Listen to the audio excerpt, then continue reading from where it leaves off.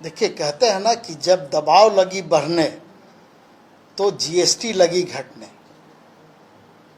2014 से लेकर के 2025 तक किस कदर केंद्र सरकार ने देश की जनता को चूसने का काम किया है, लूटने का काम किया है।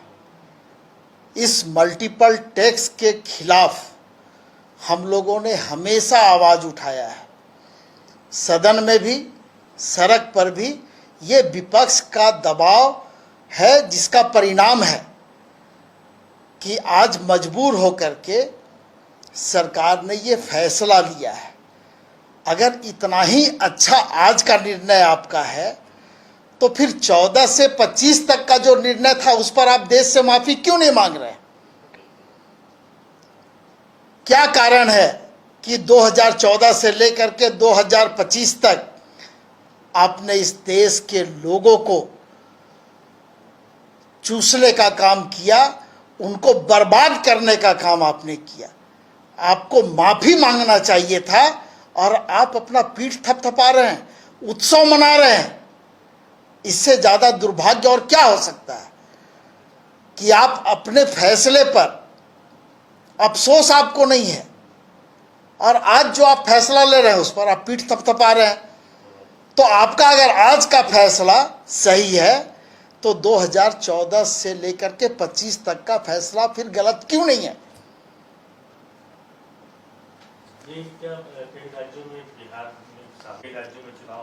नहीं, ये बात भी सही है कि कई राज्यों में चुनाव होने हैं, बिहार में चुनाव होने हैं, बंगाल में चुनाव होने हैं। तो इसलिए मैंने कहा कि जब दबाव लगी बढ़ने तो जीएसटी लगी घटने। ये स्थिति है केंद्र सरकार की। वो कह रहे हैं कि आत्मनिर्भर भारत की तरफ बढ़ता हुआ ये पहला बड़ा कदम है। ये देश हमेशा आत्मनिर्भर रहा है। मार्केटिंग पर यह देश आत्मनिर्भर नहीं होता है। स्वयं को विश्व गुरु कह देने से आप विश्व गुरु नहीं हो जाते हैं। स्वयं को महामानव कहने से आप महामानव नहीं हो जाते हैं। देश की जनता, देश के युवा, देश के नौजवान, देश की महिलाएं क्या सोचती है आपके बारे में, कभी इस पर भी चिंतन कीजिए, आपको समझ में आ जाएगा।